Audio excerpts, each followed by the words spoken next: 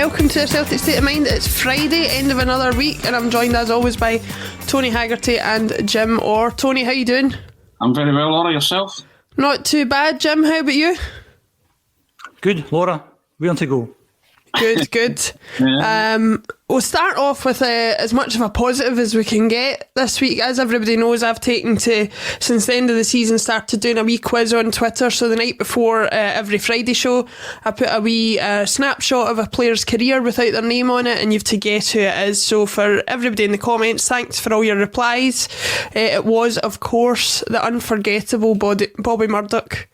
One of the Lisbon Lions. Some say the greatest Lisbon Lion. Jim, I'll come to you first. You'll undoubtedly have some memories of him as a player, and I'd love to hear what you think of him and what you think about the... Oh, there you go. Another wee plug for Tony's book in there. I think you should ask Tony first. We'll go to Tony first. See, the problem was, I was thinking about this, Jim. I was thinking, should I go to Jim first or Tony first? And I thought back to the Hillsborough episode, and I thought, I don't want to leave you high and dry after Tony's unforgettable words, but I'll take your advice. Go on and give us a kick of your ball, mister, by Tony Haggerty, All Good Bookshops, $5.99, and there's a picture of the author on the back. Handsome man on the back, Tony Haggerty. What a handsome man. Tremendous wordsmith. He's a tremendous wordsmith. Tremendous. We'll go to that wordsmith first then, Tony. We'll come to you, and what are your thoughts on Bobby Murdoch? Jim and I know them, but tell the folks that are watching. Yeah, you know the story coming up, and I always it's difficult, not so difficult to tell it, but it's...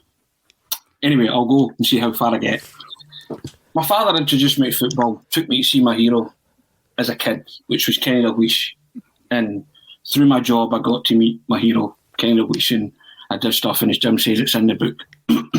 But and through the various people you meet at the job introduced you to, I was introduced to a comedian called Pat Rowlink, who was very friendly with the Lisbon Lions.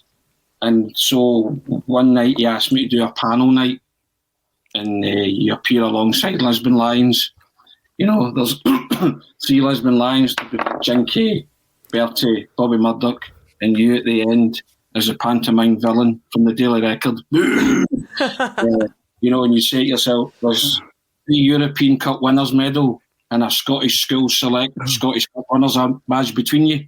You know what I mean? The big trophies in football. But through that, I did quite a lot of them, and I got really friendly with Bobby Murdoch. And people tell me he was a world-class player. Jim will maybe tell you that. My dad told me he was a world-class player, but he was a world-class human being. And if you got to see Bobby Murdoch play, then I think you should count yourself fortunate and really lucky. But if you got to know him as a person, then I consider myself blessed at that. And I did. And it broke my heart when he passed away, because he was just a wonderful, wonderful man. And he always gave the credit to other players. You would say to him, "You're world class," and he would say, "I had Bertie, I had Jinky, I had Tommy Gemmell, and my job was easy." That kind of thing. He was just so humble and down to earth. So one night we're in the Brazen Head, and it's Bobby Murdoch, Jimmy Johnson, Bertie Auld, and myself. We're doing a panel night, and as ever, I took my dad along. I said, "Dad, on you come, let's do this." And we're driving down, and my dad turns to me and says, "Do you know Bobby Murdoch's my all-time football hero, son?" And I was astounded. I was shocked. The words just pierced me. And I was like, "No." And I said, "Why did I know that?" And so we walk in, and the 3 of the Lisbon Lions are sitting there in an entourage. And I walk up, and I know them, and I say hello, and I say, "Can I introduce you to somebody?" I said, "This is my dad." So I said, "Dad, that's Bobby Murdoch, that's Jimmy Johnson, that's Bertie Auld." My dad says, "I know who they are, son." And so I kind of laugh, and I say, "Right, fair enough, of course you do." And Bobby Murdoch stands up and he says, "Danny," he says, "yeah." He says, "Do you fancy a pint?" And he goes like that, and he puts his arm around him, and the 2 of them walk to the bar. So I just sort of watched the 2 of them, and I've said that people often ask me what my best interview is, best interviewee, and I can't narrow it down to one, but I narrow it down to a moment. And it's that moment, seeing my dad walking to the bar with Bobby Murdoch, talking to his football hero.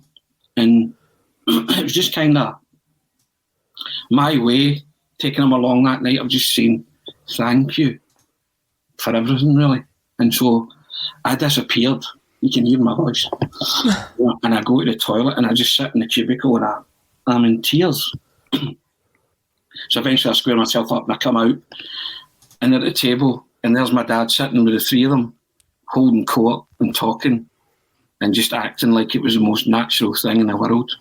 And I just kind of stood there and I thought, it's life for Furman. It doesn't get any better than that. You will never have an interview with somebody that tops that moment because it's just, full circle. It could come round. And I wrote it as my last column in the record when I left. And I wrote it in the book as the last chapter that Jim held up. And it still gets to me every time I talk about it, which is probably why I wrote it down. Because if I speak about it, I get and it's just one of those things that I adored Bobby Murdoch and I'd love to have seen him play. And Shankly said to Steen, didn't he, John, you're immortal, when they won a European Cup, but the same goes for every Lisbon line. Simpson, Craig, Gamble, Murdoch, Clark, Neil, Johnson, Chalmers, Wallace, Lennox. In the case of Bobby Murdoch especially, they never die in the hearts they leave behind. And I think that's apt because I got to class him as a friend, and as I said at the start, I felt a bit blessed by that. And my father's not an emotional man, but when he read that chapter and he read the column, he was like me, he was kind of lost for words a wee bit, and he has it in a frame in the house, so I guess that kind of tells its own story. So that's my recollection of Bobby Murdoch, and there you go. It's you can hear it in me. Glad I managed to keep it together. Just over to King Jim. Excellent. Well, you've set yourself up now, Jim. Follow that. No, I think we're very fortunate on this podcast to have someone as good as Tony Haggerty, and that was an extract from the book. Going to use a kick of the ball, Mister 599 all good bookshops. Brilliant story. Brilliant football and how passionate people feel about football. I'm more the kind of factual person when it gets to kind of Bobby Murdoch. What was the best Celtic team of all time? Lisbon Lions. Who was the best manager? Jock Stein. What did Jock Stein say about Lisbon Lions? He thought Bobby Murdoch was the best player in the Lisbon Lions. So you can make an argument for saying that Bobby Murdoch was the greatest ever Celtic player on that basis. I know opinions are subjective, but that's kind of one way of looking at it. I think when Jock Stein came back in '65, he moved Bobby Murdoch back a wee bit, and that changed his whole game. I think he's best remembered for a couple of goals. One in Lisbon, where maybe if he hit it a wee bit harder in a different direction, maybe that'd have been the goal that won the big cup in Lisbon before Stevie Chalmers deflected it in. And the other goal would be the second goal against Leeds, that clinched the semi-final game to get him to Milan, and that kind of iconic image as he stands at the corner flag with his hands raised. Didn't he play many games for Scotland? I know that's a kind of contentious issue with a lot of Lisbon Lions, but for me, the late 60s was a kind of high watermark for Scottish players. It was a hard team to get into. And I was fortunate enough to see him score what I think is one of the best goals at Hampden for Scotland or for anyone. And before we come on, I just checked YouTube, and it's on YouTube. So if you get a chance after the podcast, obviously, there's a wee 2-minute clip. Scotland plays West Germany in 1969, and Bobby scores the equaliser with just a couple of minutes to go. It's a brilliant goal. But Tony Haggerty said, "Oh, you can't really follow Tony Haggerty." That's why I thought, let him go first and I'll try and follow him, but you can't do that. So good start to the show. Actually, she just stopped the show now after Tony spoke, because you can't go any better than that. Stop there. But buy his book, it's brilliant. Bobby Murdoch, I think it's just over 20 years since he passed away. There's not many Lisbon Lions left, so I think you should appreciate the Lisbon Lions while they're still there. Saw a great clip of Bertie the other day on Twitter singing away at home with big hearts and stuff like that. So treasure these guys. Treasure these guys. Yeah. No, I would echo that. I mean, obviously I too young to have seen them play for obvious reasons, too young to even remember them very much beyond, who's left. But I wanted to read this out from 50s EK Boy on Twitter, who sent me this last night. It says, "It's Bobby. Went with my dad to watch him and what turned out to be the Lions on a Saturday and then European games on a Wednesday. Almost 60 years have gone by. Wow." And I thought that just summed it up, because I thought, time marches on. We get new players in, players leave. But like we've said, you're immortal in the hearts of those you leave behind. And I can name that Lisbon Lion team as well as anybody that was there and watched it on that day. And I'm sure my family going forward will be able to. And Bobby Murdoch is a symbol of that. It always interests me about Bobby Murdoch that, you know, as a young child and stuff like that, you very much heard about Jinky, and you heard about McNeil, and you heard about, you know, Lennox and Chalmers and Gemmell for scoring the goal. You didn't really hear about Bobby Murdoch until you got a bit older and you started talking to people about the intricacies of football and what it actually was like to play the game. And it was only then that I just started to appreciate, you know, what a player he must have been. So, and Tony, you've said before, I think you said in the book as well, Graham Souness has a lot to praise him for. Yeah, I mean, Souness says that Bobby Murdoch taught him how to play football. And also on the Middlesbrough website, I'm sure the Middlesbrough website labelled Bobby Murdoch as world class, and I think he's the only player that they give that accolade to. I mean, fantastic accolade, but Souness loved him, absolutely adored him, and he attributes Bobby Murdoch with teaching him how to play football properly. You know, so I think credit where it's due there, you know, because I think when he went to Middlesbrough, it hurt a lot of Celtic supporters, but he did really well, and he was a big hero down there. Jim might Absolutely. be able to tell me that a bit more, yeah. I think it's an indication of the impact he must have had both as a player and as a man, if somebody like Graham Souness can recognise that. So that's great. But we'll move on from what we could sit and talk about all day, the nostalgia of great times gone by, and back into the gloom and doom of the present day and the current keep situation. It positive, Laura. Keep it positive. We'll try and keep it positive. So what I'll do first is we want to try and keep it positive. Now, there's been a lot of talk about Ange Postecoglou on the podcast this week. Currently we're no closer to understanding whether he's going to be manager. We understand though that Celtic are believed to be seeking some sort of approval from UEFA to appoint him, regardless of the fact he obviously doesn't have European qualifications, given the fact he's managed the last 20 odd years outside of Europe. Jim, I'll come to you first about Postecoglou. What have you learned about him in the last week, assuming of course you hadn't heard of him before this time last week, and you know, what are the positives that you think might be coming from what you do know about him? I think it's welcome to another week of the Celtic pantomime where things can't get any worse, so yes they can. The Celtic board and the Celtic board and the chief executive, the Sleeping Beauties, are sitting in there again. Another thing was Monday the club got a bit of a hard time with his name. You get a bit of a kind of hard time there, Tony and the guy. So just a bit of consistency. I think we should call him ENG. Ange, right? That sounds Australian to me, you know. So it's not Ange, it's Ange, right? So, and when he comes, we must call all the other players and all the backroom staff. If they get A's in their name, it's an E. So it's Gavin Strachan, and it's what's the guy I had? What's his name? Elbina Yeti. You know. So we need to make sure we call him Ange from now on in. No harm to the guy. Like you guys, I've read all the stuff, watched all the videos. I haven't read the book yet, Laura. I believe you were halfway through the book and then chucked it, or is that sort of the case? Well, I chucked it when I thought it was dead, but I've picked it up again, so right. We'll see how it goes. Get back on. So he seems like a decent guy, sounds like a good guy. He's achieved a lot in the game. People are looking at the standard of football that he's been involved in, but you can't argue with the fact he's achieved a lot of things. He appears a bit like kind of Ronnie Dyler type of guy, but Ronnie was under 40 when he came, and Ange is 55.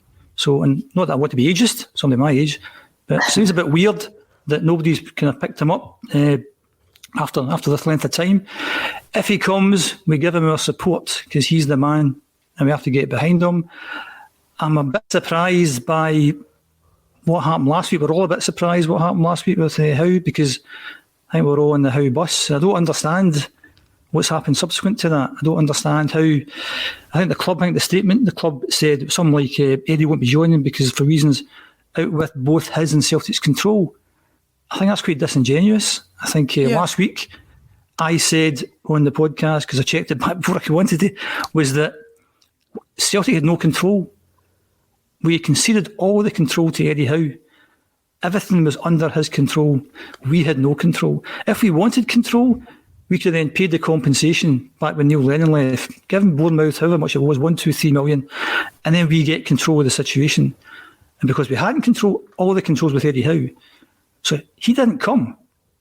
He chose not to come. So it wasn't out with his control not to come. So I think that's quite disingenuous in terms of what they said. And also the fact, I kind of compared it, without going all Kevin Graham on you, I kind of compared it to when you're looking to buy a house and you get outbid and there's that initial disappointment, and then you start thinking about all the kind of negative things with the house and you think, well, it didn't have this and didn't have that, and you convince yourself in actual fact maybe you were best not to have bought that particular house, and then you hear other things, and again, we don't know the whole story because you're having to guess all this kind of stuff. But if the story that came about was that 1 or 2 of the backroom staff that he wanted didn't want to come, and that's why he didn't come, we dodged a bullet with the guy. Because I can't imagine a Jock Stein or a Martin O'Neill saying that I can pick my own backroom staff, but 1 or 2 don't fancy coming, so I'm not coming. I can't see that at all. And I thought today I was going to get another Mr. Haggerty line along the lines of Celtic dugouts don't shrink to fit inferior managers. So I'll get that one in first if we do something like that. And then you go from something like that who I think you're giving the keys to the house. You're virtually saying to Eddie Howe, here's your new house, go in and fill the rooms with whoever you want. On you go, knock yourself out. And then the second choice, you're actually saying to him, here's the house and here's the room you're in, and here's John Kennedy's room, and here's Gavin Strecken's room. So you're kind of doing all that kind of stuff. So I don't get how we went from that to that. Well, I do get that because it's another part of the pantomime type of thing. And then there's all the stuff with Fergal Harkin. That I don't get as well. I mean, Fergal Harkin is loan and pathways manager. He sounds like a bank manager. He's a loans and pathway manager, right? What does that even mean, right?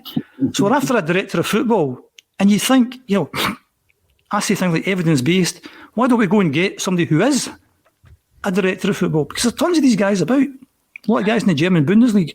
Go and get these guys. So I'm quite surprised at what we've done, and it's nothing against Ainge, nothing against him at all, right? Because I'm now thinking next season is such a huge season.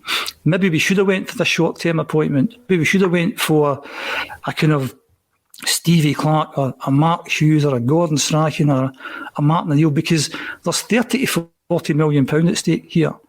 And if you think about the incompetence of the sleeping beauties on the Celtic board and Peter Law, not winning the league this year could cost us 30, 40 million. Not winning the league next year could cost us 30, 40 million. Look at the devalue of the players that we have. How much is that costing us?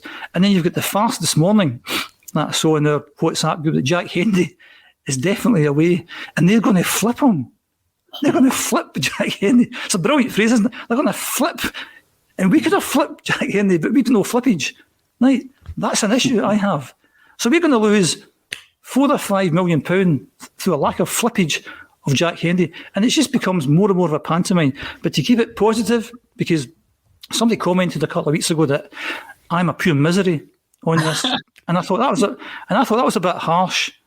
And then I thought, well, it's a miserable season, and all we do is comment on that. So I think miserable by association. And I thought, fair play, maybe I'm miserable, maybe I need to be a bit more positive.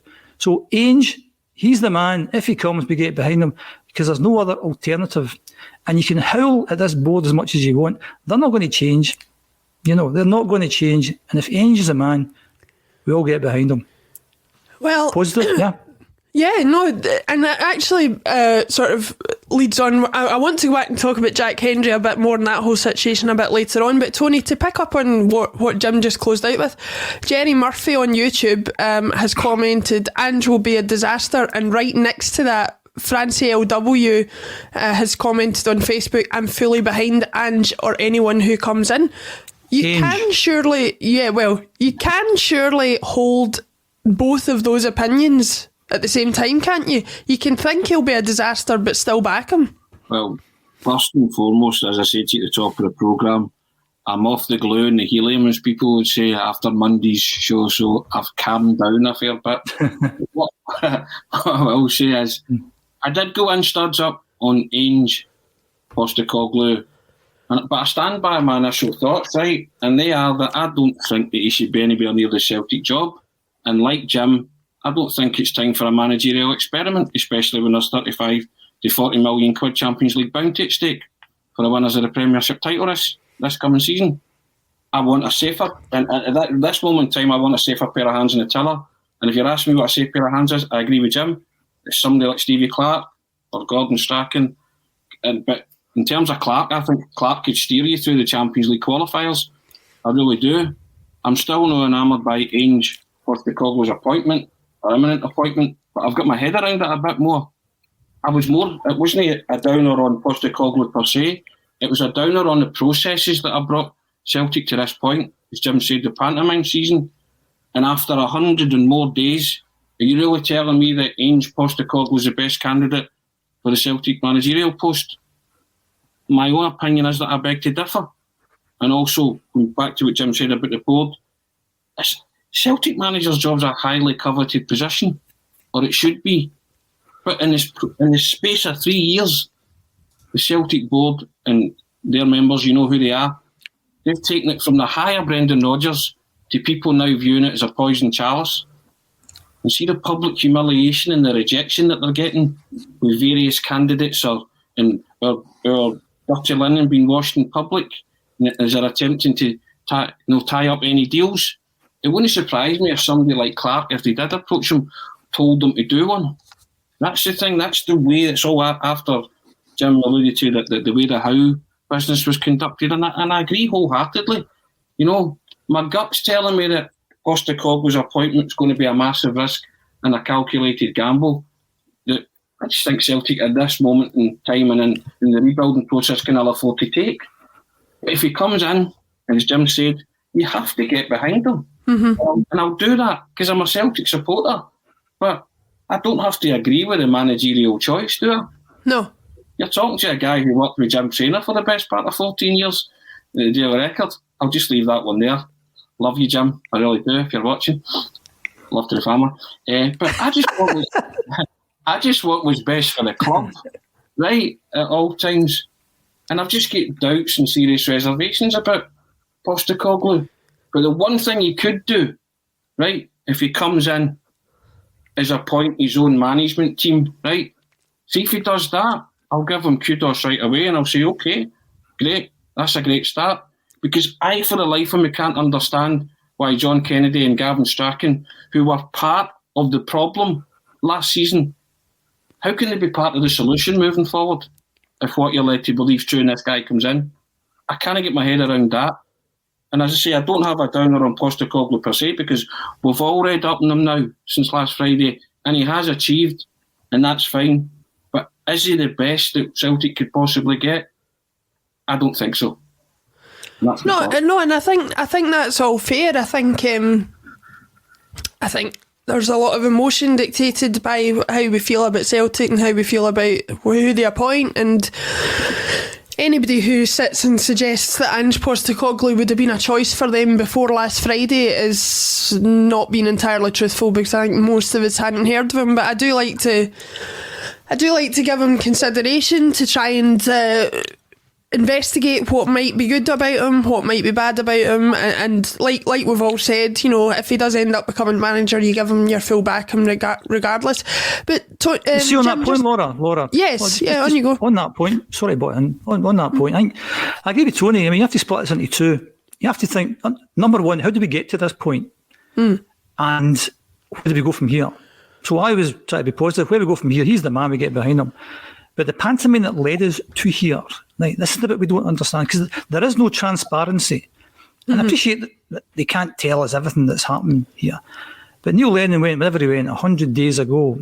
So you're thinking as people who are outside the bubble, outside the football, how does it work? What happens next? And I've got this vision of Peter Lawwell sitting down and he's got a bit of paper and he's writing down names of managers. And at the top of that list is something that Tony would always say, go for the best possible. So Jurgen Klopp's at the top and Pep's up there as well. And you come down that list of people who you maybe get, who might think about the job, how it'll work.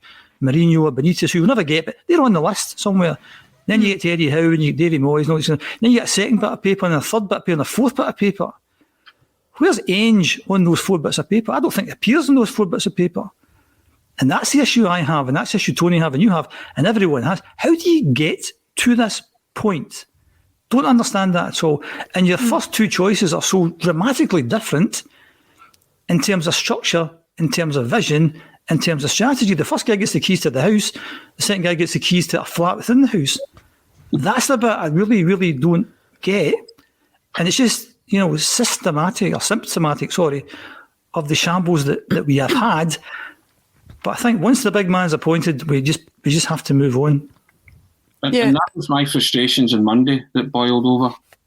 Basically, that's exactly what you've just encapsulated. That's the way I was feeling, and I stand by everything that I said on Monday. I still do, but I just said there, I did couch it by saying, if he is the man, then you have to get behind him, because it's what you do as a supporter.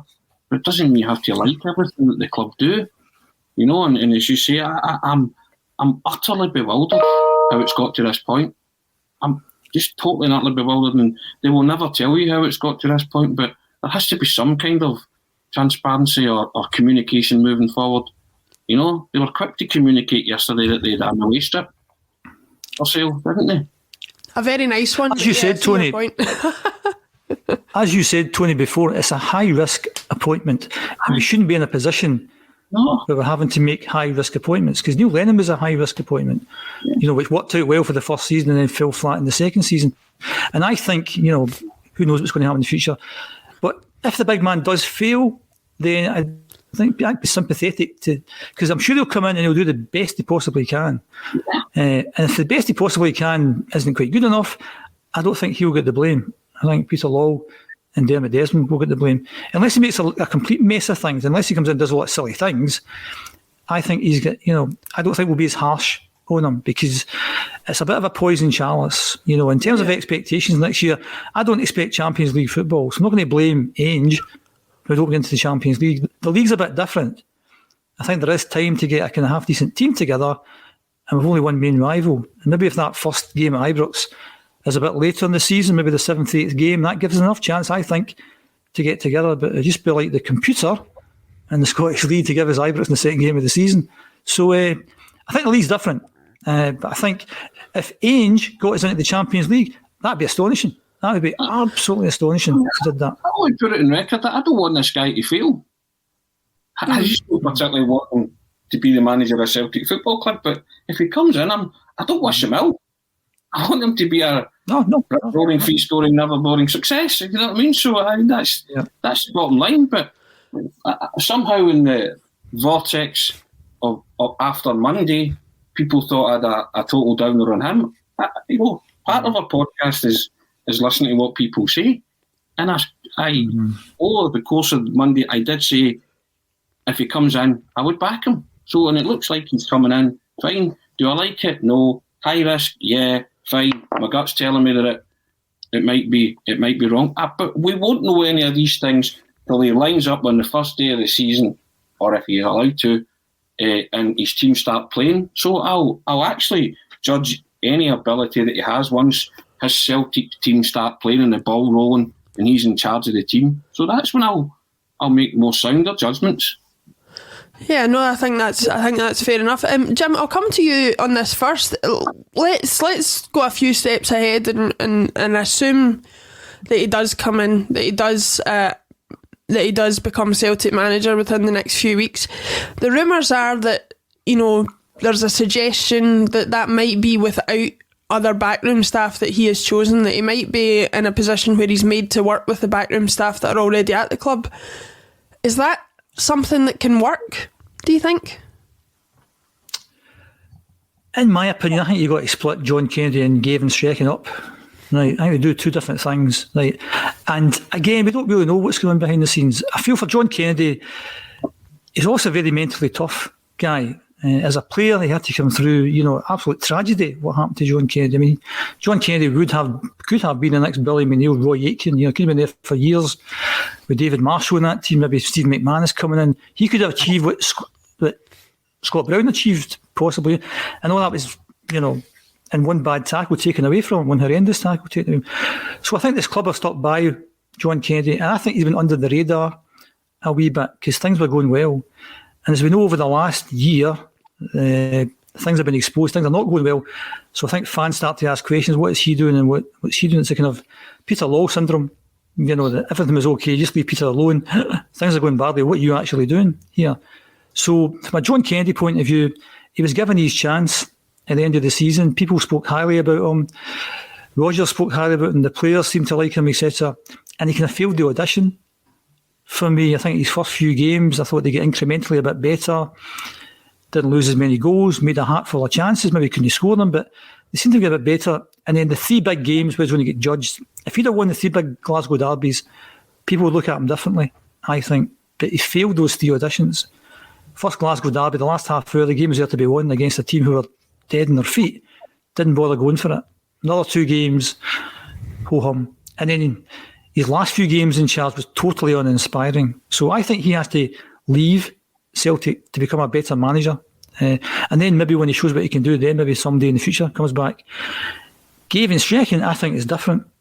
He's one of the few guys to get a pass in that internal review. I don't know what he does, but whatever he does, he get a pass.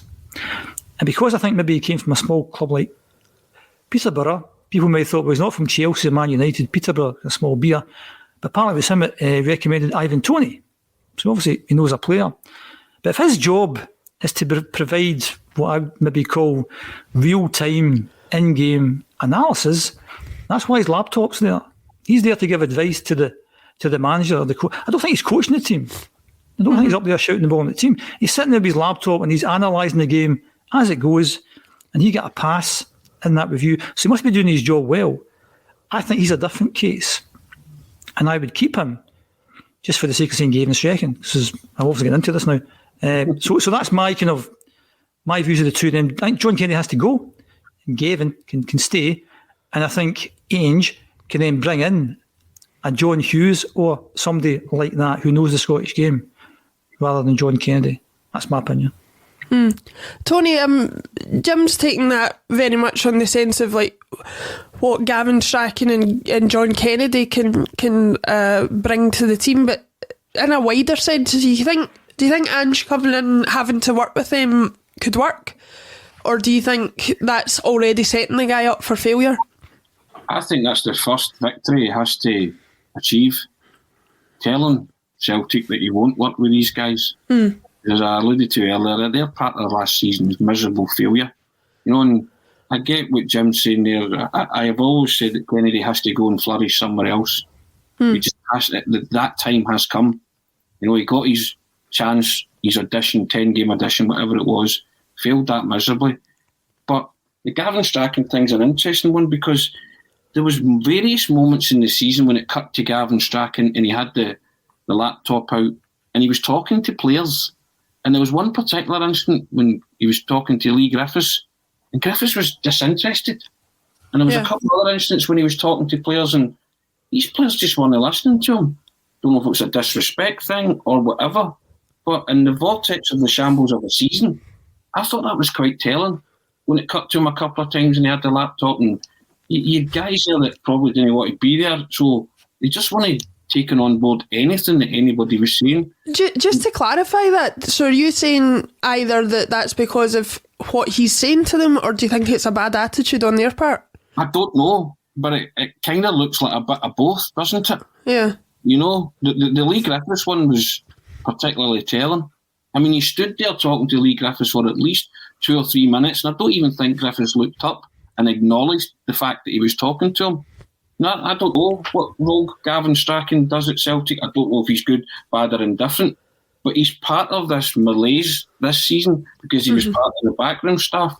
So if I'm Ange Postecoglou, I want a total clear out. And that would be one of my stipulations, to say, no, you're not foisting these guys upon me. I want my men. And if he does that, then as I say, they would get real kudos. He would be off to a good start because you want your own men around you. You don't want to be dictated to, because then people will see that as a sign of weakness already. So I think it has to demand that. I think Eddie Howe demanded it, didn't he? And it was a problem with those staff or someone in that kind of building block that wouldn't come in, and then the deal fell through. We'll never really know, but I think that was part of it. So I think if Postecoglou has to come in then he has to say right away, I want my own men. I do not want these guys. It'll be on my head and my watch, but I want to do it my way. And I think that's a fair enough ask of any new managers coming in. The manager has every right to say, I want my own staff. You cannot give me your staff. I don't know them, don't want to work with them. I think that's fair enough. He has to get that nailed down right away before he does anything. I totally agree. I think it needs to be a fresh cut. I said that from a while back. I got a hard time when I said that about Scott Brown and about other people, that I think it needed to be a totally fresh start next season, and I think that would benefit us. But Jim, just to pick up on some of what Tony said there about, I was looking, I spoke to you last night about, obviously the whole John Kennedy thing, and I was trying to look for, because I'd heard people mentioning the phrase, job for life, and obviously the fact that such a horrendous thing happening to him at such a young age made Celtic feel in some way responsible for keeping him employed going forward. But I couldn't actually see anything that directly said that. But one thing I did find was an interesting article that said if he has another appointment beyond this current interim manager post, that would be his 8th appointment during his non-playing career. So he was a scout in 2010, an under-19 coach 2011-12, a development coach from 2011 to 14, first team coach first under Ronnie Dyla in 2014, and then under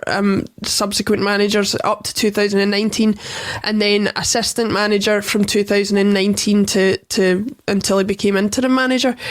Do you think, well, two questions, do you think Celtic are acting in a way that suggests they do have an obligation to the guy, and also, if they are acting in that manner, do you think it is something that's holding us back from really getting who and what we want out of the coaching staff?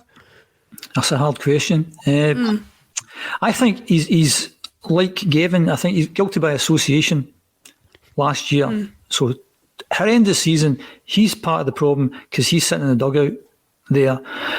What if he won the league last season? What if he did the 10?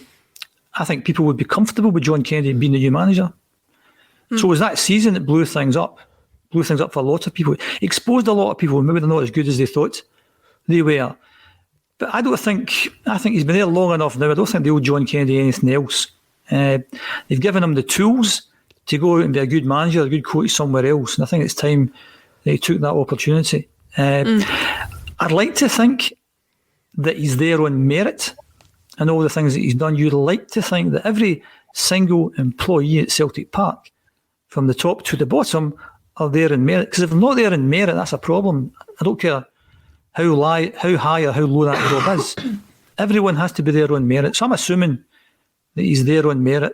And as I said a minute ago, I just think it's time for him to maybe find pastures new. I think he's well thought of within the game. And I think when you move is quite important. The timing of when you move, what kind of jobs tend to come up. So something like the Ross County job would have been an ideal job for him, I think. The Dundee United job could have been a good job for him. He was not kind of in the frame for the Hibs job before Jack Ross got it. Yeah, that's right. Yep. So maybe, like a lot of things this season, that's kind of like worked against him in terms of his stock. But if he's been at Celtic Park for that long, doing a range of jobs, which is really good. I'm not a big fan of managers going straight from being playing to being a manager. It's good for them to serve their time. So he's got a good range of knowledge throughout the whole club. So I think that's a good thing to have. And I just think at this particular point in time, it's maybe a time for him to go out and earn his spurs somewhere and show how good he is. Go and manage Dundee United and win the Scottish Cup, and you think, wow, he's actually got a bit about him there. And then maybe further down the line, somebody to bring back. But I think Ainge will need somebody who knows the Scottish game. And I wouldn't be bothered if we get somebody like a John Hughes, as I said earlier, somebody who, obviously a Celtic-minded person who's played for the team. He's thought of well. I think he just needs that person to kind of be there. I don't think that person is John Kennedy. And to back up my pal Gavin, I just think that I don't know what he does, but he seems to do it well. So I think it would be harsh to judge someone if you don't know exactly what they do, and that's why I think I would give him a pass in terms of, because if Ainge comes in and finds out actually that Gavin is doing a really, really good job, then I don't think there's any harm in keeping him. Tony, Jim picks up on an interesting point. I was actually, when I was doing a bit of research before we talked about John Kennedy today, I did read an interview he did with a Scotsman, I think about a year ago, or maybe 2 years ago, where he was talking about how flattered he was to have been approached about the Hibs job. And he said in response to it, he says, "I've made steady progress in terms of where I've come from, recruitment, academy and now first team. There's always been progression for me and that's important, and I've worked with very good managers. If that stalls and things become a bit stale, I would have to review it, but I've never come to that point and I'm very happy in my current role." When I read that, I thought to myself, are things not stale now for him? Has he not achieved everything he possibly can achieve and everything up to an assistant manager role? Would this not be the right time for him to put himself out there in the market for a role? I think he has to, for his own sanity as well. I mean, I get slaughtered for saying when John Kennedy took the interim manager's role, I said if John Kennedy's a manager, he's been kept it well hidden. Right? And I still kind of maintain that. I don't. There's a lot of skill set there supposedly, but I just don't see it manifesting itself in anything good for Celtic.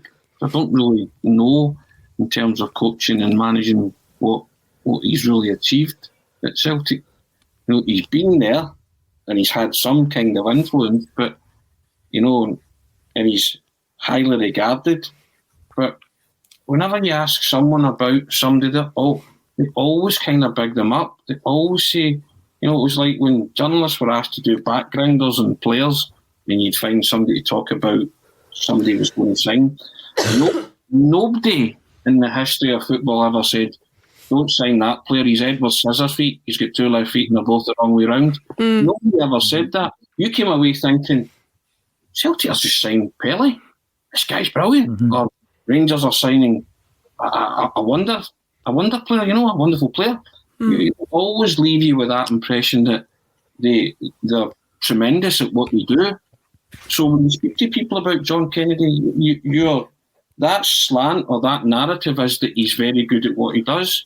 Yet the proof in the pudding is, a Celtic supporter, you think, what is it that you actually do? You've had many roles, and being cynical, I would say he's had that many roles because there's no actually fitted into one. He's not actually found the right one yet. And if he really does want to become a manager in football, then he has to go elsewhere. Because at this moment in time, it's not what Celtic need. He is not the answer to Celtic's problems. So as Jim says, go and earn your spurs somewhere else. Put yourself out there. Be hungry to get a managerial role somewhere else, even if it is down south in League One or the Championship or whatever. But go and prove your worth to Celtic somewhere else in the hope that you might return one day and assume to that position. Because it is unfair to judge him in those 10 games because the season was gone. But he had a chance to stamp his authority and stamp his mark and put a John Kennedy Celtic team out there. And he didn't do that. I mean, we spoke about with the team selections and stuff. That's your chance. Call it an addition, call it what you like. People say, it shouldn't be an addition, but it kind of was his addition. Go and turn around and say, do you know what? I'm John Kennedy. This is my Celtic team. Play the likes of Karamoko and things like that. We spoke about it time and time again. You know, the season had gone, so there was no constraints there. Yet he reverted to type, and that disappointed you. And that led a lot of people to believe, has he got it at managerial level? Conjecture now, probably not. So I think that's what disappointed a lot of the Celtic supporters. And I think, as you said as well, there's timing and everything in your career. And I think it's time John Kennedy left Celtic. I think Celtic, as Jim said, they've more than paid their dues with regards to John Kennedy.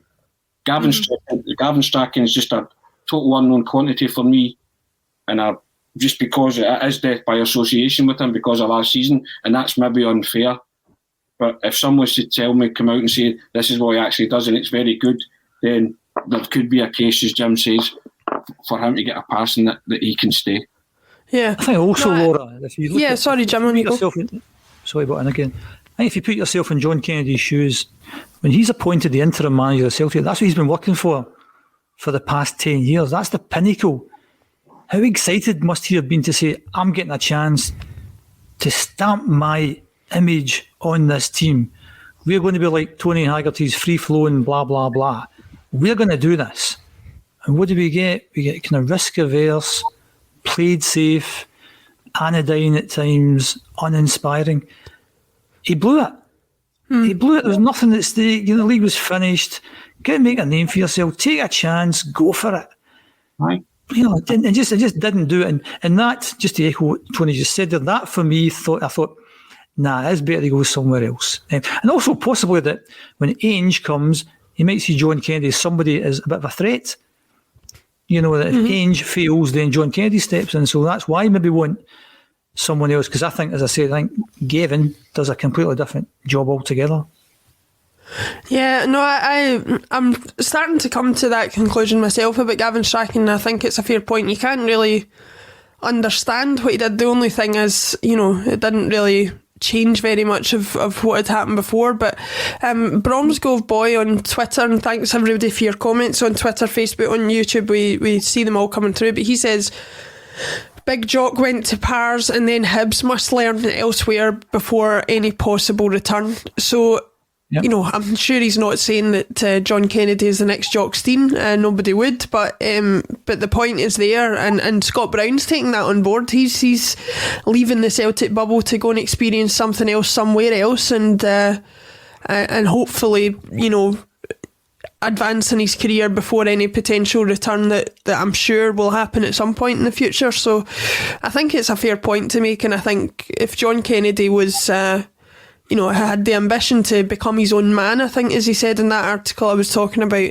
then now would be the right time to do that. But we'll wait and see what happens. The last topic I did want to come on to was one that we talked about earlier on. Jack Hendry had an outstanding season at Ostend by all accounts. I don't watch much of the Belgian league, but my understanding is that he was really an outstanding player for them, and showed a side of his game that we unfortunately have been unable to see at Celtic. Now, whether that's because he just never displayed it or because he wasn't given enough of a chance after a few bad appearances, we'll never really know. But some of the sort of well-respected sources online and things like that are suggesting that there is a done deal for him to Ostend for about 1.3 million. That's nothing that the club have confirmed, but if we carry on the conversation assuming that has happened, Tony, I said in the group chat, and I said to you before as well, Ostend were doing exactly what we plead for Celtic to do. They were acting like a big club, getting their business done, and as Jim alluded to earlier, potentially because they think they can get him on the cheap now, and pending a couple of good performances at the Euro, potentially sell him on for an inflated price. Surely somebody with the business mind of Peter Lawwell or somebody at Celtic would have seen that as an opportunity to do the exact same thing, even if you discount the fact that based on his performances last season, maybe he still had a role at Celtic to play. It's utterly staggering that Celtic will allow that to happen. But again, Jim said it, pantomime season, it doesn't surprise you, does it? Absolutely doesn't surprise you. And what I will say about Jack Hendry is, hasn't set the hell of a light since he came to Celtic, but Brendan Rodgers saw something in him that he thought was worthwhile.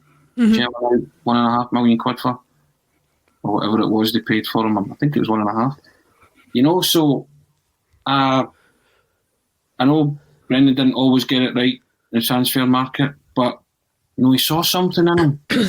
And see if that's what your MO is. We've banged on about this for a few pods as well. See if you were signing the best players from other teams. He was one of the best young players at Dundee. You have to nurture that. He was kind of thrown to the wolves a wee bit, Jack Hendry.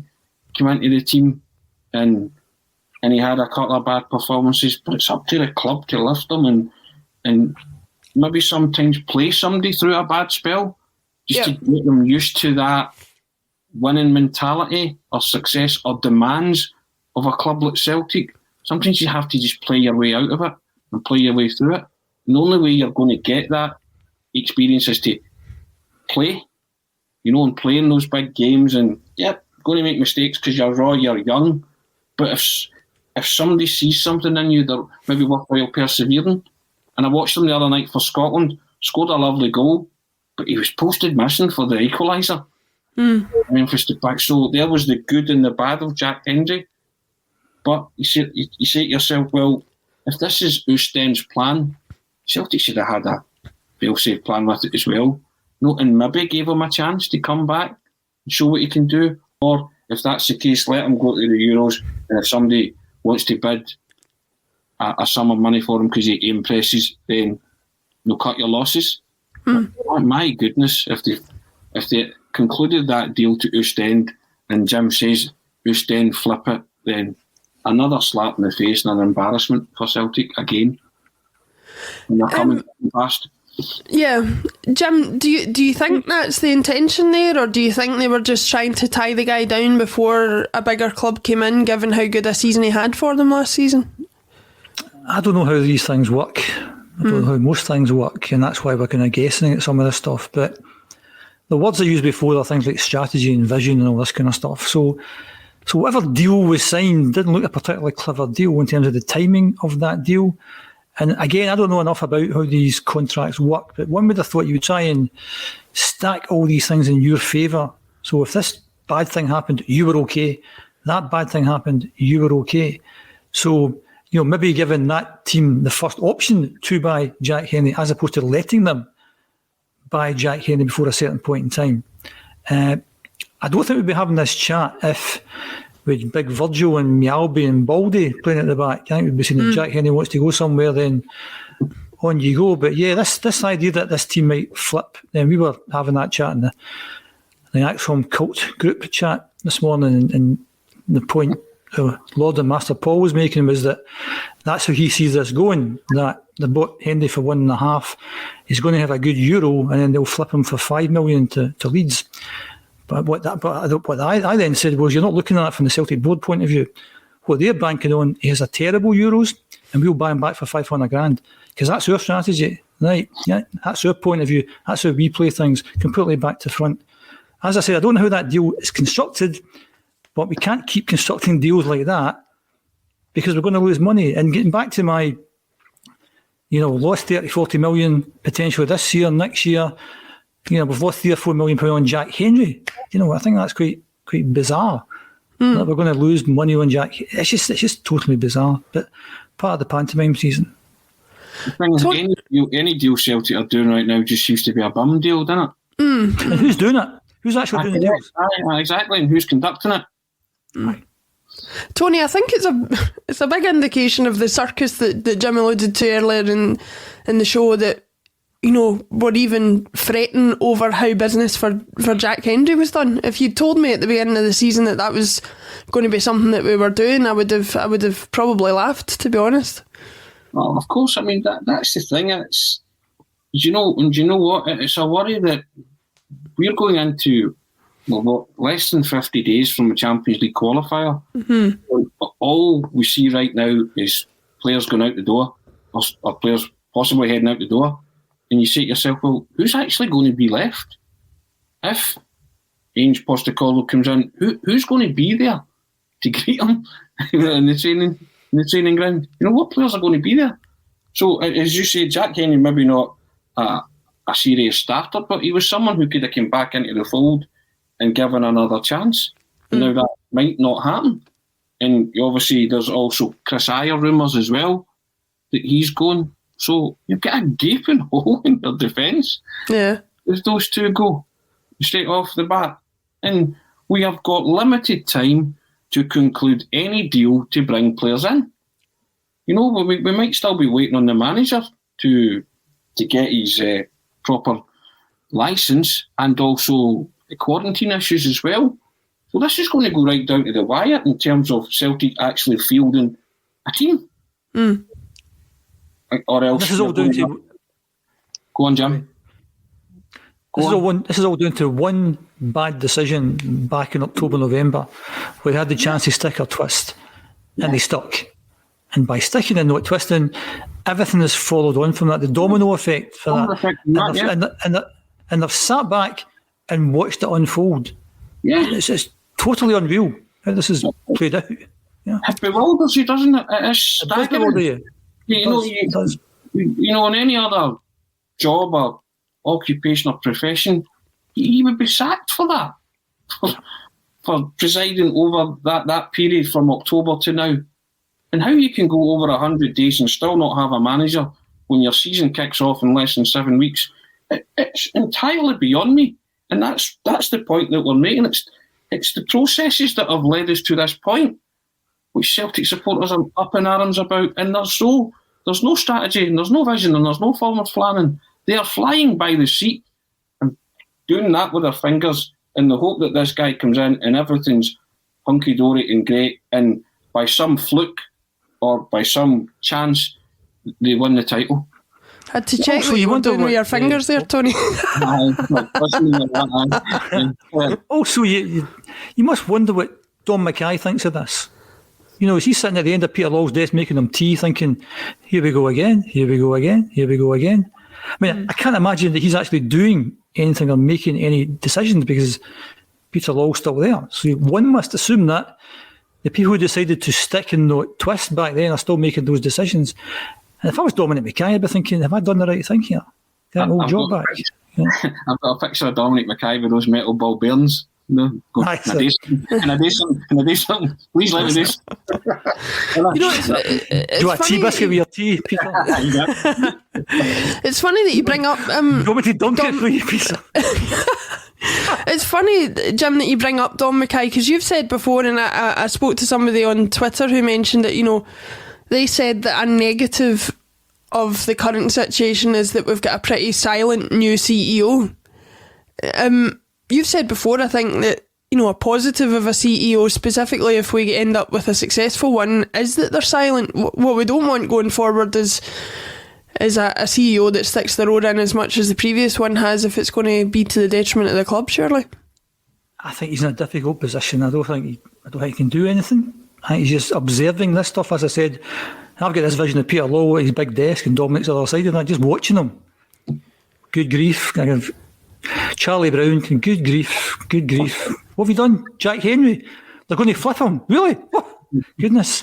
When are you going, Peter? Is it soon? Because I want your seat. I want to sit in your seat because no more flippage is going to happen. Once I'm sitting in that seat, you know, we're going to bigger cup of tea, we're getting better biscuits, we're going to take over the world. I just, you know, I've got no idea what he must be thinking, observing that, because one assumes he's a clever man. Must be a clever man to get to that point. And he'll be looking at the last, 8 months. He'll be looking at it. Of course he's going to be doing that because he wants to figure out what happens next. Where does he go with this? Because where things have went wrong is because the current chief executive has gotten himself involved in footballing matters, which he's not really meant to do.